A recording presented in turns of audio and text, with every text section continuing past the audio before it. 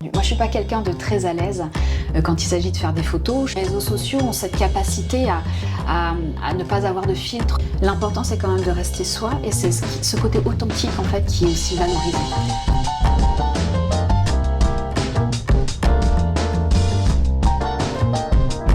On a souvent l'impression que lorsqu'on va chez un photographe, on prend sa séance et puis voilà, on pose. Et toi, c'est vrai qu'on a beaucoup travaillé en amont, mais ce travail-là était essentiel.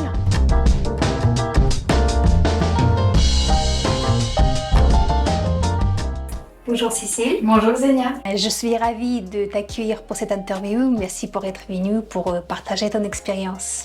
Il y a un an, tu m'as demandé une séance photo de personal branding. Pourquoi en avais-tu besoin ? Je suis formatrice indépendante et dans le cadre de mon activité, je suis amenée à communiquer, alors communiquer entre autres sur les réseaux sociaux, mais travailler aussi avec des partenaires pour faire des conférences ou pour intervenir sur différents sites internet ou par différents biais, par différentes voies.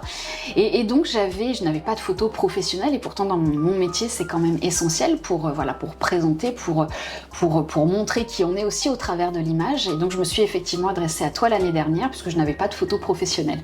Alors, comment tu l'as vécu cette séance ? Alors cette séance, au-delà de la séance photo, moi je me souviens surtout qu'on a travaillé en amont avec toi.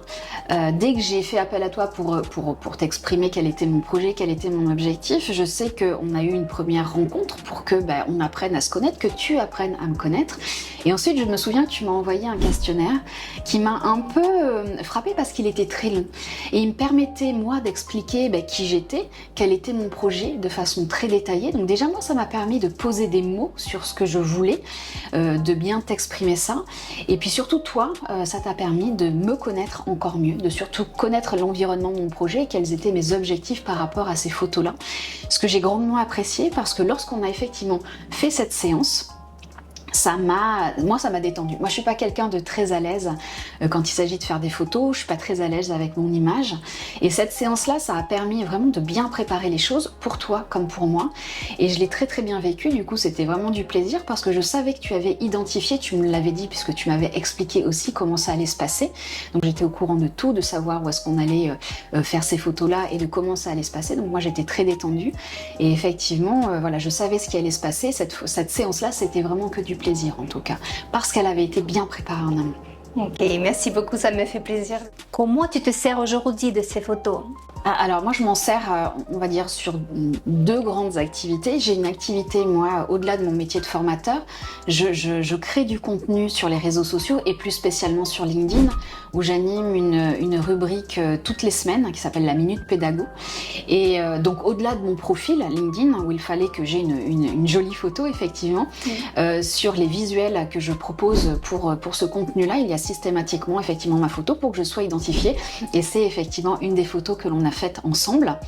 Et puis dans mes autres activités, j'ai créé un podcast où je vais interviewer des expatriés francophones ici à Tokyo pour comprendre un petit peu leur environnement. Et donc, c'est aussi tes photos qui animent ce podcast-là, puisque je t'en avais fait part.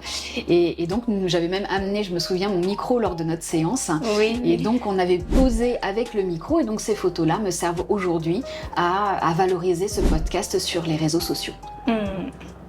Okay, et puis ce que je te disais, c'est-à-dire que dès que j'ai un contact partenaire et des interventions à faire en dehors de ma propre activité, ce sont tes photos en fait qui me servent.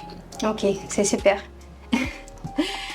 Il y a beaucoup de gens qui ont une idée ou un projet, mais souvent ils hésitent à lancer leur projet en ligne parce qu'ils ont peur de la visibilité. Ils ont peur de se mettre visible en ligne. Oui. Qu'est-ce que tu en penses ? Oui, alors c'est effectivement quelque chose qui peut être difficile. Moi, ça a été difficile. Je me suis beaucoup posé la question, et je ne te parlerai là effectivement que de l'aspect création de contenu, puisque quand on est présent sur le web, on peut l'être de différentes manières au travers d'un site, d'un blog. Moi, je crée du contenu sur LinkedIn, et c'est vrai que c'est pas forcément évident, surtout sur les réseaux sociaux où tu t'exposes beaucoup. Tu t'exposes par rapport à ton image, tu t'exposes aussi par rapport au contenu que tu peux produire, donc à l'opinion que tu donnes. C'est vraiment, ça peut être impressionnant parce que les réseaux sociaux ont cette capacité à ne pas avoir de filtre finalement. Donc ça peut être pour quelqu'un qui est un petit peu timide ou qui n'ose pas, ça peut être effectivement un petit peu contraignant ou en tout cas se dire non, je vais pas y aller parce que je m'expose à beaucoup de choses et si ça se trouve ça va mal se passer. Voilà, pour moi, il y avait cette volonté aussi de tester, de savoir comment ça se passe quand on fait du contenu sur les réseaux sociaux. Et donc, je me suis beaucoup préparée, c'est-à-dire que j'ai vraiment créé quelque chose à mon image, mais aussi quelque chose de très structuré et qui revient toutes les semaines, où je propose du contenu sur mon expertise. Et ce qui me va bien, parce que quand on a peur de s'exposer un petit peu, l'idée, elle est de proposer une expertise et non pas forcément son opinion pour s'ouvrir au retour en fait des gens sur les réseaux sociaux. Donc moi je me suis préparée beaucoup et surtout je propose des contenus qui sont assez factuels et qui valorisent mon expertise plutôt que mon avis et mon opinion. Bon Cécile, aujourd'hui tu as ton activité de succès et ça marche super bien sur LinkedIn, sur les réseaux sociaux. En tant d'expert, peux-tu donner 3 astuces pour aider les gens à commencer? Ne jamais se décourager, ça serait mon premier conseil, parce que ça va pas forcément marcher tout de suite, mais il faut vraiment persévérer et se dire qu'une communauté sur les réseaux sociaux, ça se construit petit à petit et sur le long terme. Donc voilà, prendre son temps, être patient et surtout persévérer. La deuxième chose, c'est bien construire, bien comprendre en fait et bien poser, là encore tu vas en parler de projet, de bien savoir quels étaient ses objectifs. C'est un petit peu la même chose ici, c'est-à-dire que pourquoi est-ce qu'on fait les choses? Qu'est-ce qu'on a envie d'exprimer? Et donc poser ce qu'on appelle une ligne éditoriale avec vraiment ses objectifs, savoir à qui on s'adresse, quel est son public et pour bien poser tout ça en fait et avoir quelque part un planning éditorial pour avoir une idée toutes les semaines, toutes les 2 semaines de ce que l'on veut proposer.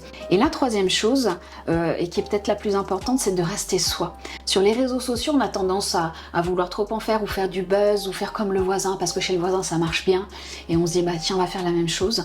C'est important en fait malgré le fait que l'on soit en virtuel puisqu'on est quand même, on a des relations plutôt distanciées avec les réseaux sociaux.